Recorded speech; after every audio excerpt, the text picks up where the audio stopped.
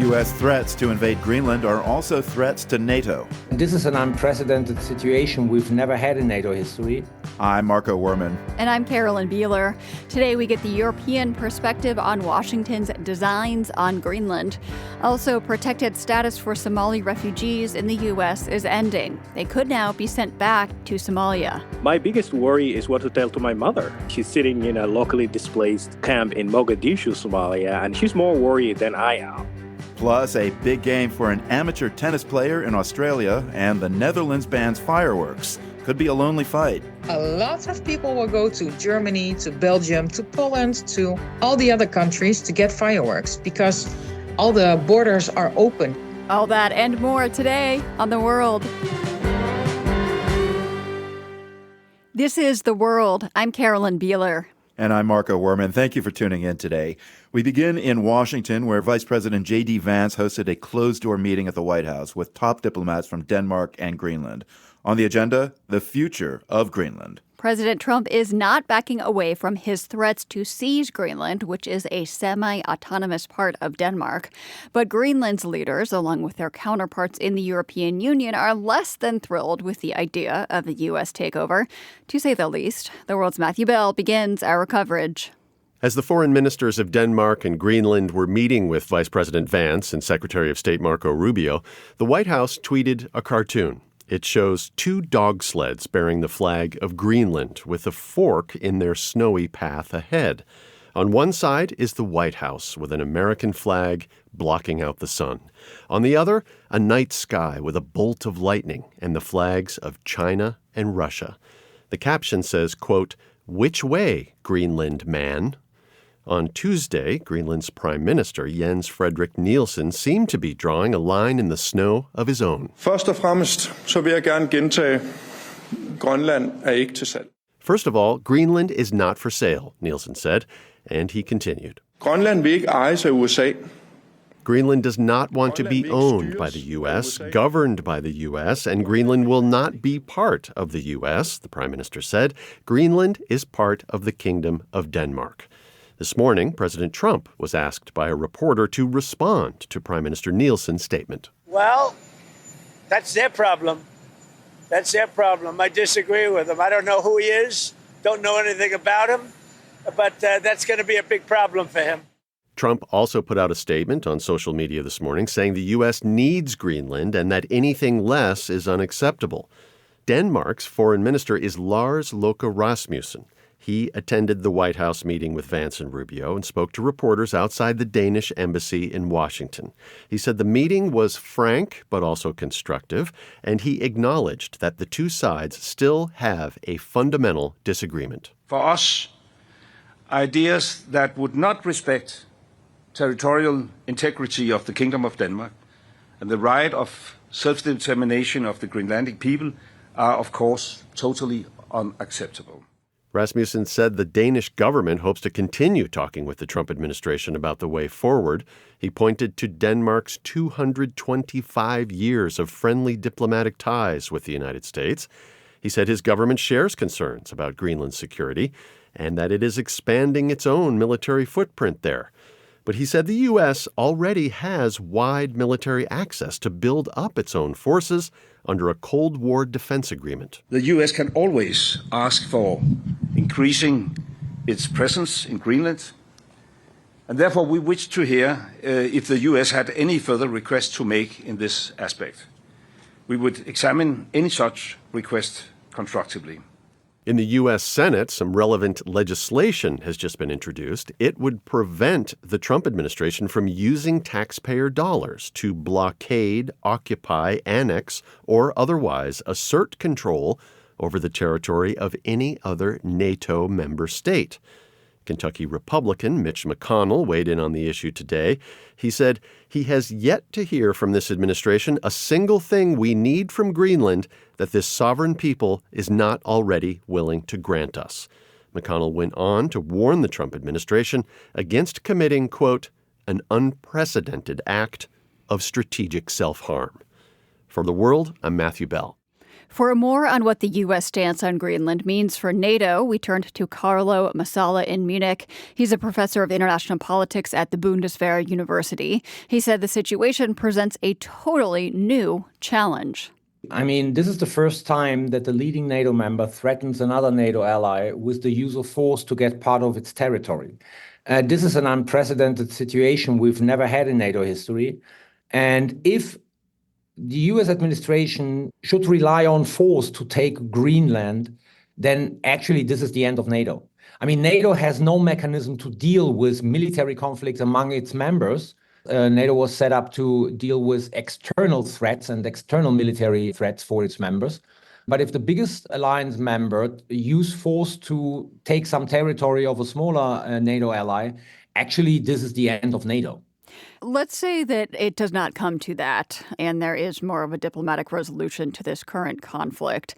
What damage has already been done to NATO because of U.S. threats to Greenland and the tension that has arisen? I think that the Trump administration has done a major blow to Article 5 and the credibility of Article 5. Article 5 is the one that says, a strike to one of us is a strike to all. Yeah, this is the core of NATO. This is the core of the Washington Treaty, where basically it is a promise that in case of an external attack, all NATO members would come to the defense of the NATO country which has been attacked. Right. If basically one NATO member, and especially the US as the biggest NATO member and most important NATO member, now issues a military threat against one of its partners, how credible is it that it's going to defend other smaller NATO members if they're going to be attacked from the outside?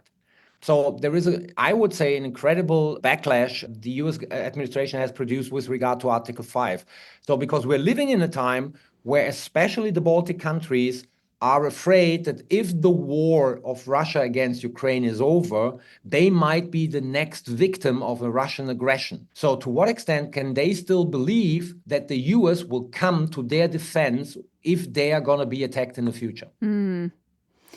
So this has larger repercussions beyond just what is happening in Greenland right now. Absolutely. It's really about the future of the alliance.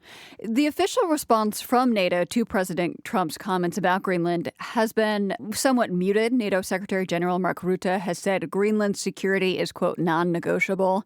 Why isn't NATO speaking out on this more aggressively?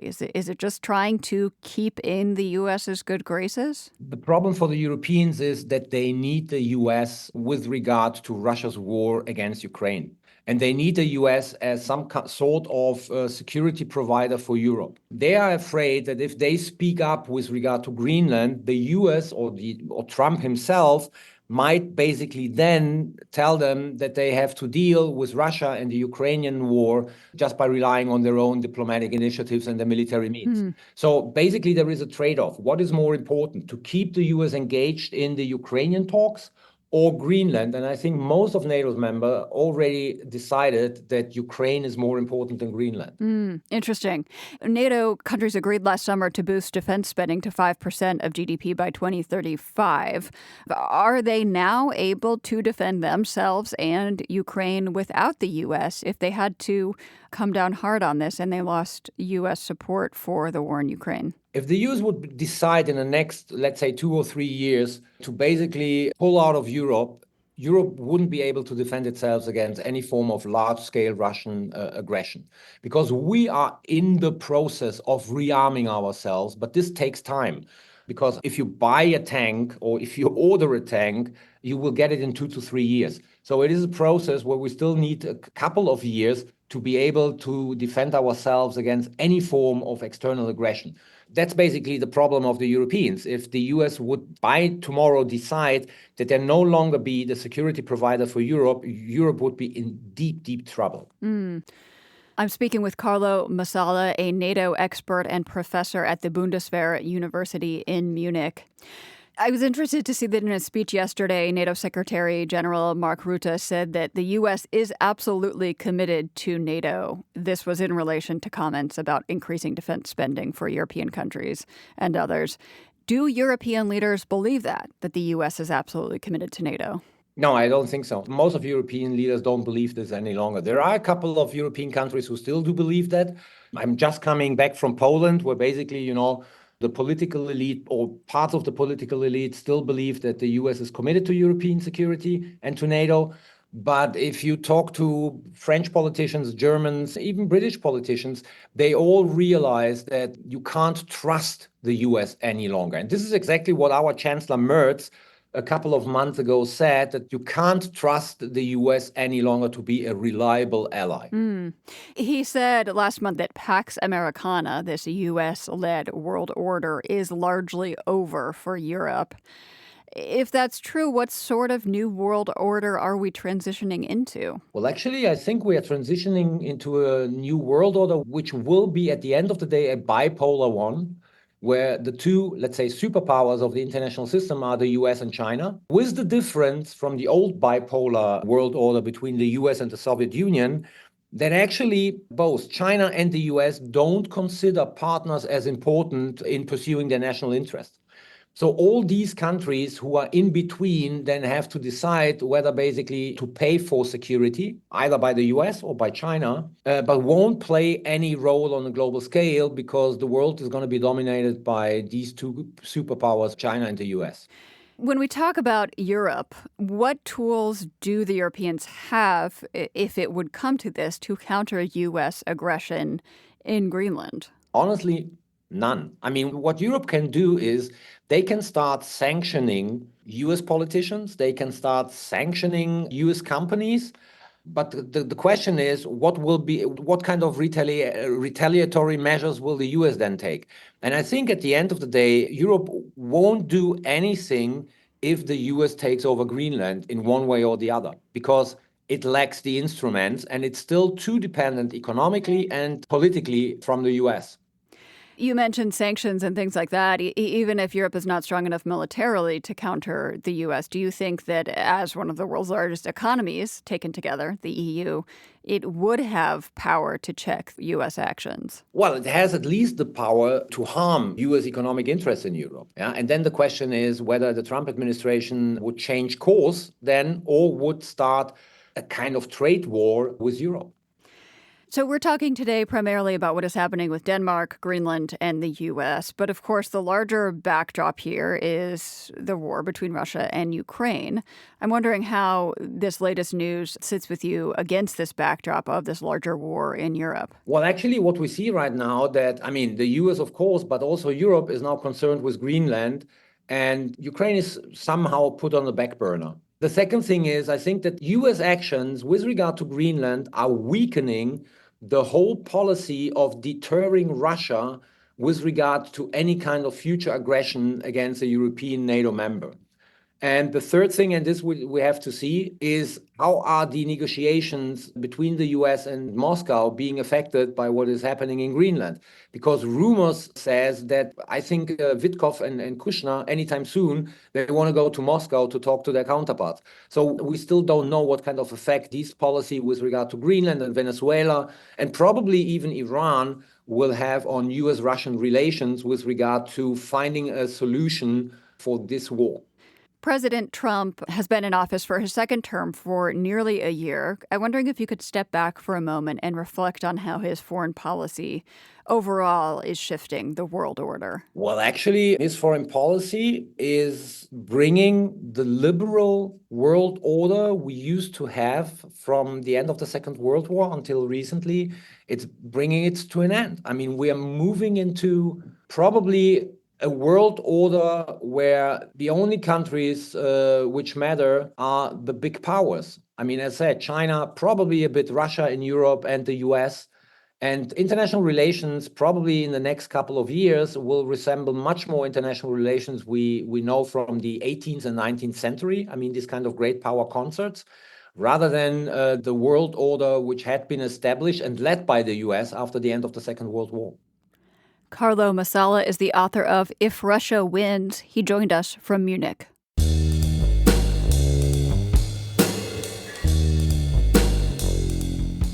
Stay tuned to hear about changes in international adoption. That's coming right up.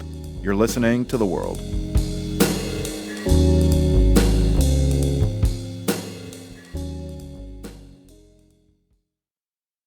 This is The World. I'm Marco Werman. The vast majority of children up for adoption around the world never end up getting adopted. That's partly because over the past 20 years, many countries have banned international adoption. The world's Maria Noble Valdez wanted, as an adoptee herself, to know more about why so few kids find adoptive families. I was adopted from St. Petersburg, Russia, 18 years ago when I was 5 years old. It may be hard to believe, but I have a memory of my life before and during the adoption process. And as adoptions go, my parents have told me mine had some hurdles and bureaucracy, but it proceeded over 3 years as smoothly as you would hope. But these days, international adoptions are practically frozen. I really felt like I had to jump through all of these hoops for the government. Yet when it came down to it, they were unwilling to help in any manner. Michelle Reed lives in Florida. She actually worked for an adoption agency when she began the process of adopting 3 boys from Haiti about 9 years ago. The brothers lived in an orphanage in Port-au-Prince. Given the gang violence going on in Haiti at the time, she thought she and other families trying to adopt orphans, or even extended family, from the country would have support from Congress. But she says the message they all got from U.S. officials was shocking. A complete lack of empathy for our situations. They wanted to follow what they saw the law as to a T, yet we were emailing them the laws and the adoption laws of Haiti that showed very clearly that there was a pathway for our children to come out and become citizens immediately, and they would not consider it. Despite constant letters being written by families and even congressmen in support of bringing the children home, she was told to wait it out and encourage the kids to shelter in place. At one point, the Department of State under the Biden administration told her something she says she will never forget. And this was in writing as well. We cannot provide emergency assistance to U.S. citizens in the country, but we can repatriate remains. Reed was able to bring her boys home one by one between 2022 and earlier last year. Her story is not unique among U.S. families attempting intercountry adoptions. Ryan Hanlon says the global adoption system is failing on many fronts. Part of it's going to depend on how one defines orphan, but there are very few adoptions globally relative to the number of children who are living without parents. Hanlon is the president of the National Council for Adoption, a U.S.-based adoption research and support organization. He says there's no universal definition of what an orphan is. In some cases, an orphan is a child who has lost their parents. Sometimes, it's a kid with one or both parents still living but is facing severe neglect. What strikes me as maybe relevant for the context of a conversation around adoption is a child who's living permanently outside of parental care, so they're in some type of an institutionalized setting or non-permanent family setting, and the birth parents are either deceased or unavailable for some reason, like they're incarcerated, or there has been some type of a choice where they've relinquished parental rights or parental rights have been terminated. Perhaps the biggest complication in adopting into the U.S. is navigating the legal process and the paperwork. I had a conversation about that with Diane Coons. She is the executive director of the National Council for Adoption. I always use the analogy of an Oreo cookie. You start with the chocolate part at the top is the American requirements to be able to adopt a child. In the middle is the sending country requirements.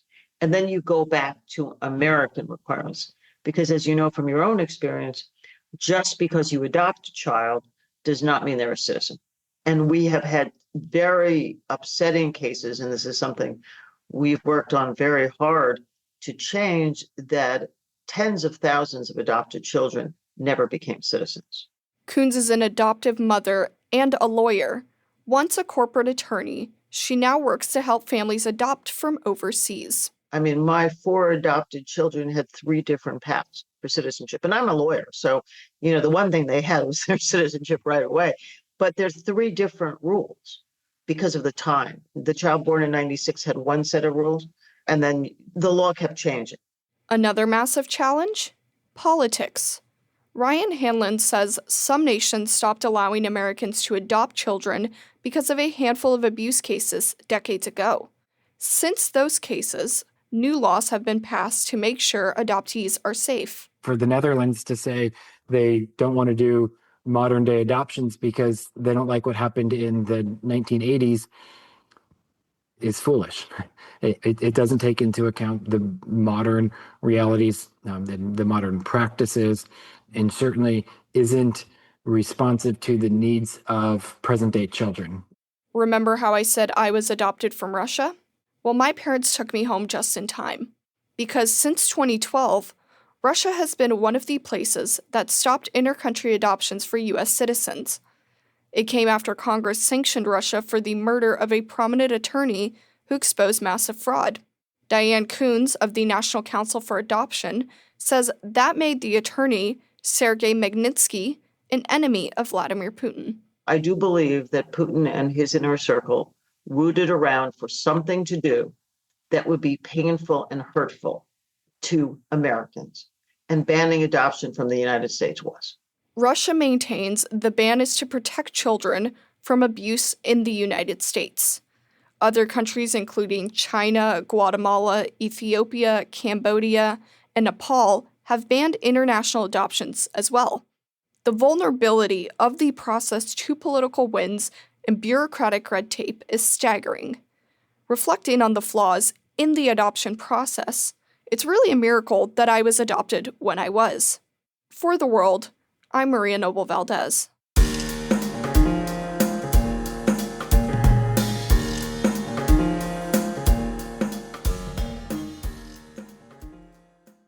Imagine this. You are a weekend tennis warrior who has just defeated a pro. I know it's far-fetched, but stay with me here. You beat the world's number 2 men's player, Jannik Sinner, and the number 4 women's player, Amanda Anisimova. Now you're in the finals of the competition, and a single point could change your life. One of them will be $1 million richer. As you might have gathered, that's real. Amateur tennis player Jordan Smith made it to the finals of the one-point slam ahead of the Australian Open in Melbourne. The competition matched up men and women, professionals and amateurs. The whole objective is to win a single point. For the championship match, Smith stepped onto the court to face Joanna Garland from Taiwan. She's ranked 117th in women's tennis.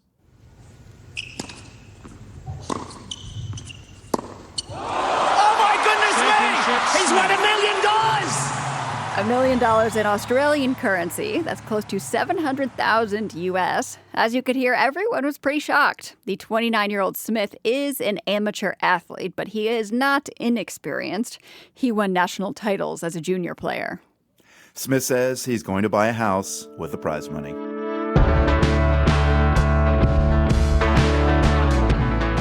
More global stories are coming your way. You're listening to The World.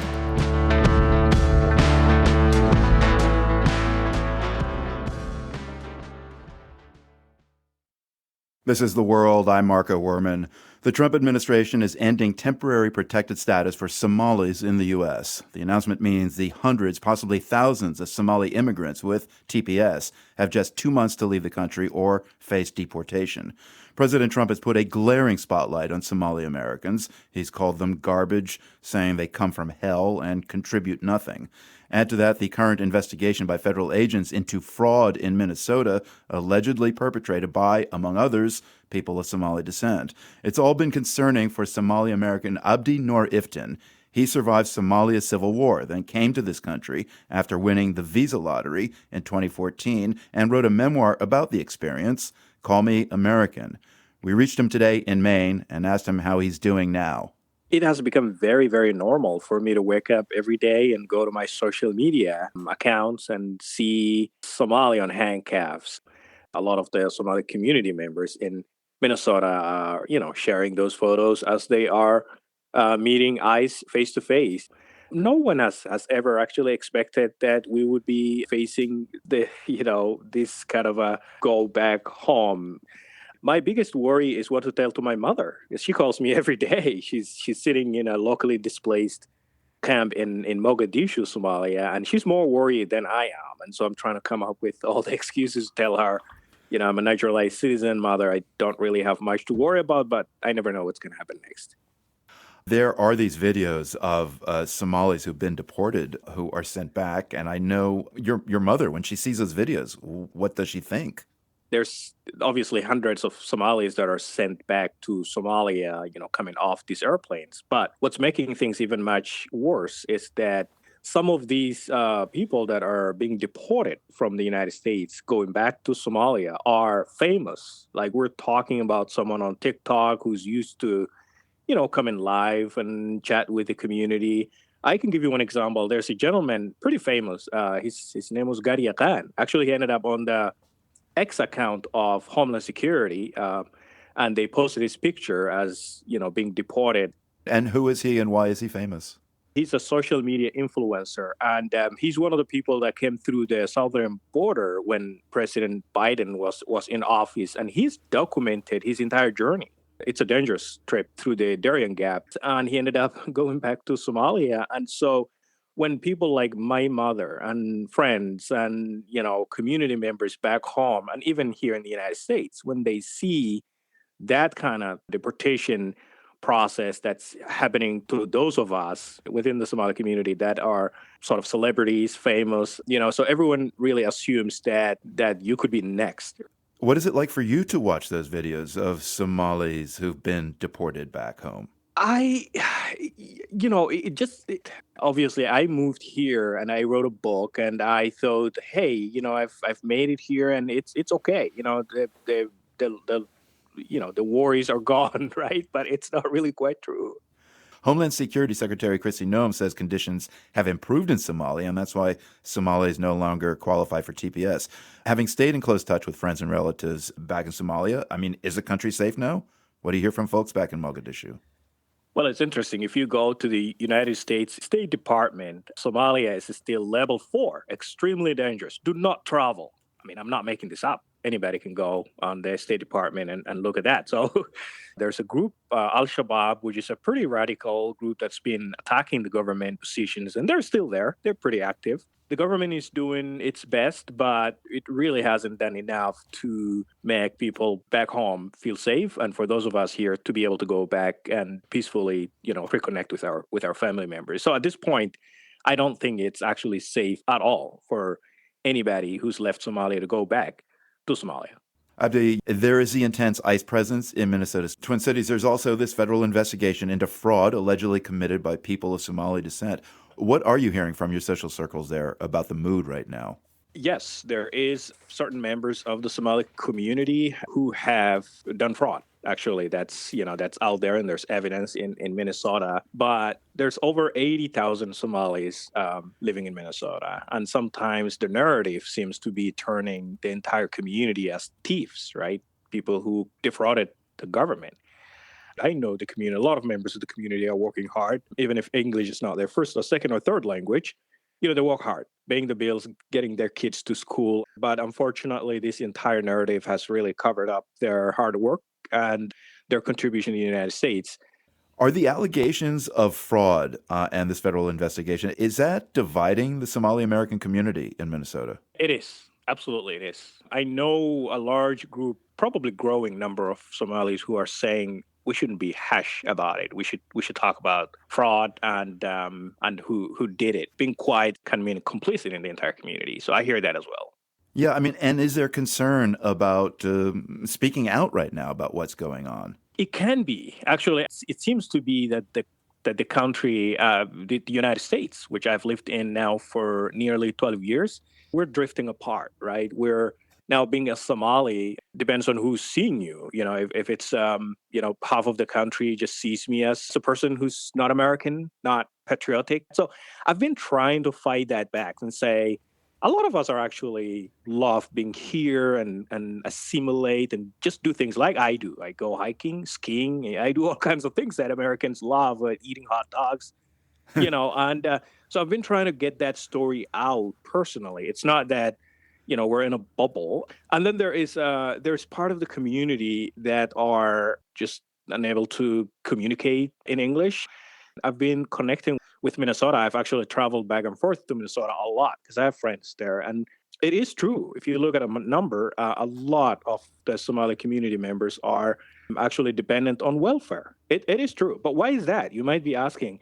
It is because most of them have arrived through the refugee program back in the Bush era, even Clinton era, and mostly because the parents and the kids were the most vulnerable, and so those had to come here, and parents have had a hard time trying to learn English, and so the way the story is told is actually not quite honest. So I see there's a lot of work that we have to do, like people like me who are multilingual, come from the Somali community, but also understand America a little bit, to talk about the hardworking community, members of the community that are everywhere in the United States. Is the Somali community in Maine also finding itself a target of pressure from ICE? Like, what are you seeing on a local level?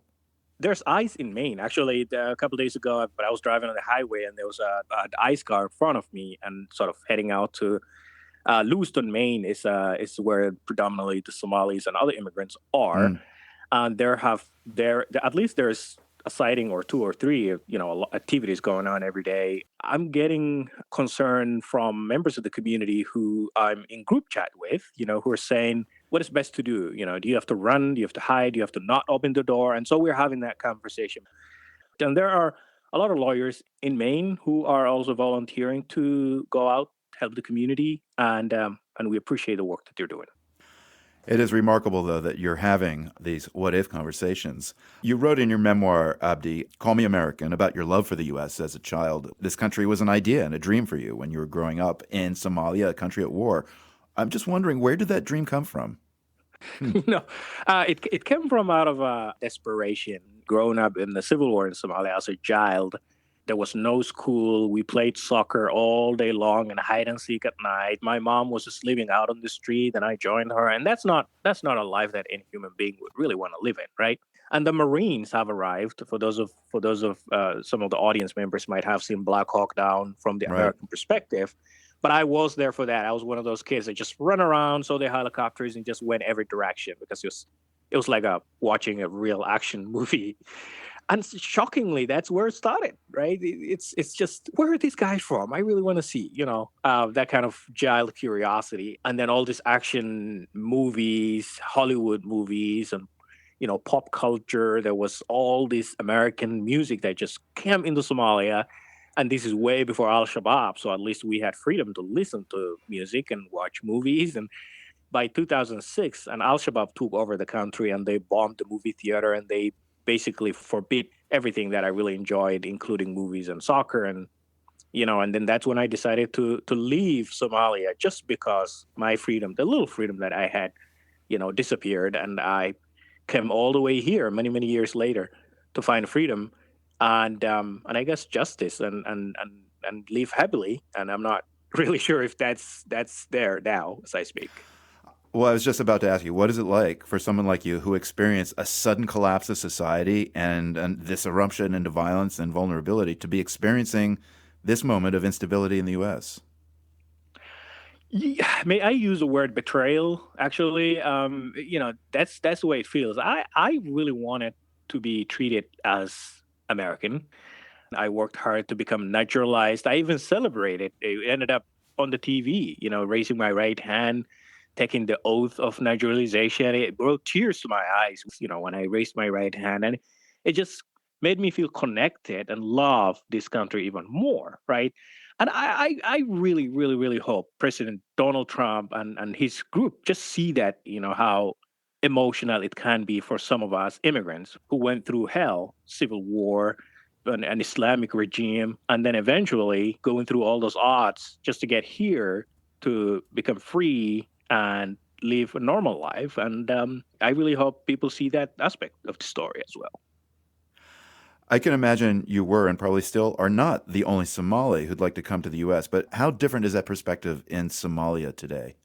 I do not know a single person in Somalia who actually wants to come to the United States. It's the opposite. I think they're asking us to leave immediately as fast as we can, because what they hear in the news is scary. People have social media. People are looking at the videos from Minnesota Somalis handcuffed, people getting shot. They're looking at that, and they're saying, well, at least that is not what we have here, right, in Somalia. And that's pretty much the message that my mother's trying to send. She really thinks that I might disappear. Someone gonna grab me and take me away. And I haven't, for the record, I haven't seen my mother in 16 years. That's a long time. Wow. And she does not want me to disappear or something happen to me without seeing her again. And so I can understand where she's coming from. And I don't really know what words to use to comfort her, because the videos and the photos and the stories that she sees on the news is just enough to give her, I guess, long sleepless nights. Somali-American Abdi Nur Iftin won the visa lottery in 2014. His memoir about his experience is Call Me American. Abdi, thank you very much. Thank you so much for having me.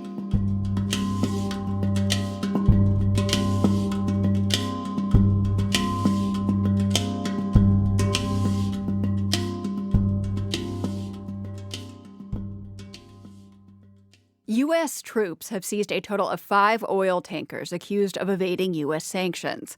Video showed one seizure where soldiers used a helicopter to board a ship called the Olena, which was flying the flag of Timor-Leste. The sanctioned tankers are part of a so-called shadow fleet of vessels. Their ownership is obscured, so the ships can transport oil from Russia, Iran, or Venezuela in defiance of Western sanctions. As Duri Buscarin reports for The World, the shadow fleet impacts conflicts on both sides of an ocean. Okay, so I'm sitting at my computer in Istanbul, and on this side of the screen, I have this ship tracking website pulled up. This is a real-time look at every oil tanker in the water near me. And on the other side of my screen, I have this Excel spreadsheet of ships that have been sanctioned for transporting Russian, Iranian, or Venezuelan oil. And surprisingly, or probably not surprisingly, there are sanctioned tankers all over the place. Right here is the Sea Viking.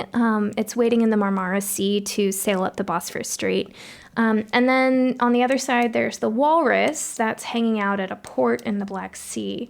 And when you try to figure out where they're going next... That's GPS jamming, that mess that you see there. Yeah.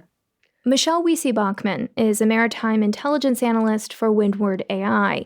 She says these ships are a prime target for Ukrainian drone strikes in the Black Sea.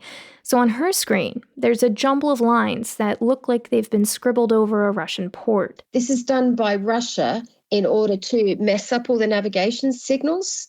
It's to prevent drone attacks on their refineries. So you can see any ship that's been in that area is having its signal jammed. Other times, a ship might turn off its transponder entirely. When Russia launched its full-scale invasion of Ukraine in 2022, G7 countries, including the US, Germany, and Japan, agreed to cap the price of Russian oil. The idea was to reduce Russia's oil profits and its ability to fund the war in Ukraine. So Russia started buying up aging oil tankers to transport its oil anonymously. And this became the Shadow Fleet. The growth of the shadow fleet is the single biggest phenomenon that has allowed Putin to keep raking in money for his energy exports. And so it's absolutely critical to understanding what's been going on. Robin Brooks is a senior fellow at the Brookings Institution. As he tried to track down the true owner of these tankers, it became increasingly difficult. You have a shell company that owns a shell company that owns a shell company. They would change names, national flags, owners. And the reason that the true owner goes to such great length to be concealed is because often the true owner is the Kremlin or interests aligned with the Kremlin. Analysts say these ships are used to transport Russian oil in defiance of Western sanctions, but many of them run routes to Iran and Venezuela, too. These ships are interchangeable. They can run oil from all kinds of places. And if one place gets too hot, they'll shift and run oil to another. Now Brooks says the U.S. blockade of Venezuela appears to be correlating with an uptick in Shadow Fleet tankers sailing that route. It disrupts energy markets. It feeds money to autocratic, corrupt regimes that wage wars. It should be in the combined interest of the United States and Europe to work together to shut this shadow fleet down. But that's easier said than done. There are about 1,000 Shadow Fleet tankers sailing today, explains Richard Mead, editor-in-chief of Lloyd's List Intelligence, a newspaper devoted to the maritime industry. Because of the speed and the volume of these sanctioned trades, it's becoming increasingly difficult for governments to keep up with the pace of these operations. One 2025 review by Lloyd's List estimated that more than 10% of oil tankers globally appear on sanctions lists. Many of them switch between Iranian, Russian, and Venezuelan oil trades. Much of the oil is sold to China and India. The reason why the US is so interested in Venezuela, it has large storage of oil, but specifically heavy sour grades of oil, very thick, viscous oil. And that's what the US refineries are set up to deal with. When an oil tanker known as the Bella 1 slipped through the U.S. blockade of Venezuela last month, it was flying the flag of Guyana. As it crossed the Atlantic Ocean, its crew hastily painted a Russian flag on its side and renamed it the Marinera, one of more than 20 Shadow Fleet ships that have reflagged to Russia in recent weeks, says Michelle Bachman of Windward AI. They've gone to Comoros and Gambia and Sierra Leone. Then they've been booted out of there. And so they've sort of run out of places to hide. It looked like a last-ditch attempt to save the ship by claiming Russian protection, but U.S. troops boarded it anyway. For The World, I'm Dari Buskarin, Istanbul. You're with The World.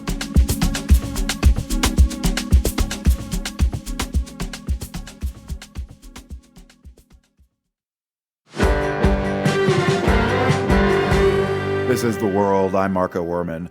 Fireworks are a part of New Year's Eve celebrations in many countries. In the Netherlands, there comes a reckoning after all the pyrotechnics. Every January, the Dutch government publishes a report detailing the injuries caused by fireworks at the turn of the new year. This year, the numbers are grim. 2 people were killed and more than 1,200 injured. There's hope that a forthcoming law will put an end to all this. The World's Europe correspondent, Orla Barry, has more.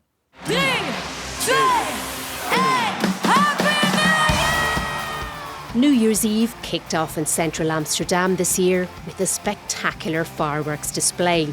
But long after midnight, those distinctive crackles and bangs could be heard for hours across the Dutch capital.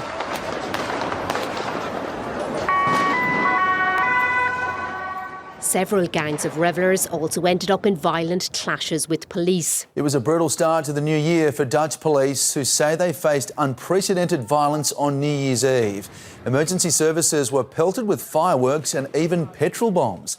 There are a lot of walk-ins with potentially very serious injuries like amputations or eye injuries. Yara Basta is an emergency physician in Almere, about 30 kilometres outside of Amsterdam. A couple of years ago, she tells me she had a patient walk in on New Year's Eve clutching their eyeball after a firework blew it out of its socket. Many of her colleagues have dealt with a lot worse, she says. Like shells or very heavy firework detonating very close to a person. So it's basically a blast injury like you see in a war zone. The vast majority of those injured are young and male, she says. Basta, who's president of the Dutch Society of Emergency Physicians, supports a ban on consumer fireworks. The law, which is expected to come into effect this year, will ban people buying and setting off fireworks unless they have a licence. Not everyone is sure it's such a good idea. So I understand why they want it, but I don't understand we're doing it like in the Netherlands alone. Jolanda Penn is co-founder of Dream Fireworks, the company that organised the official fireworks event in Amsterdam on New Year's Eve. I know for sure if we have a ban this year, a lot of people will go to Germany, to Belgium, to Poland, to all the other countries to get fireworks because all the borders are open. For the law to really work, Penn says, there needs to be a ban on consumer fireworks across the EU. And right now, that looks unlikely, as fireworks are hugely popular in other parts of the bloc too. The Dutch love for fireworks goes back to the 17th century, although in the last few decades it's become something of a national tradition on New Year's Eve for families and neighbours to get together and set off their own fireworks in local parks and streets. That came as something of a shock to River Airtree, who moved to the Netherlands from the US 2 years ago. We just had no idea that it would be that volume, that close. and go on for so long. And the type of fireworks they were using, we just didn't think civilians had access to in the United States. They usually need an operator's license, so it was very surprising. Airtree hosts a YouTube channel called Dutch Life Diaries with her husband Mark, all about navigating life as two Americans in the Netherlands. A few days ago, the couple posted a video comparing New Year's Eve celebrations in Brooklyn, where they used to live, with that of their newly adopted home. So this is the view of the fireworks from our bedroom window in Brooklyn that we were so excited that we could see. And then this is the fireworks from our bedroom window in Schiedam. Yeah.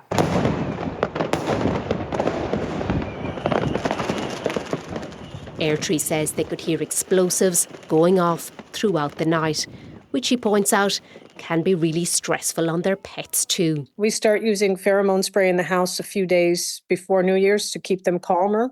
And we stay home. We don't travel on that day, so we're home for them.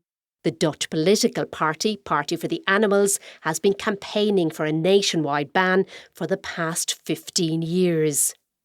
The law, though, will only take effect if a compensation package for fireworks sellers is agreed. Last year, the industry recorded sales of more than $150 million, and suppliers are asking for compensation more than 6 times that amount. Dutch politicians disagree over how much money should be paid out. Dr. Yarabasta says even if the ban goes ahead this year, she still expects to be treating firework-related injuries on New Year's Eve. I don't think the year of the ban will be the year that we see 0 firework injuries. I think it will take some time. In the meantime, Basta says the Dutch need to get more inventive about how they ring out the old and celebrate the new. For The World, I'm Orla Barry. The World is produced by GBH and PRX, broadcasting weekdays from the Nan and Bill Harris studio in Boston and from the Department of Communication at UC San Diego. Find us online anytime at theworld.org.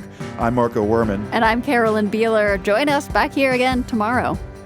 The World is supported by the Carnegie Corporation of New York, working to reduce political polarization through philanthropic support for education, democracy, and peace. More information at carnegie.org. By the John D. and Catherine T. MacArthur Foundation. Committed to building a more just, verdant, and peaceful world. macfound.org. And by FJC, a foundation of philanthropic funds serving the nonprofit sector with donor-advised funds, fiscal sponsorship, bridge lending, and more. FJC.org. The World's theme music is composed by Ned Porter. The World is a co-production of GBH Boston and PRX. More information at theworld.org.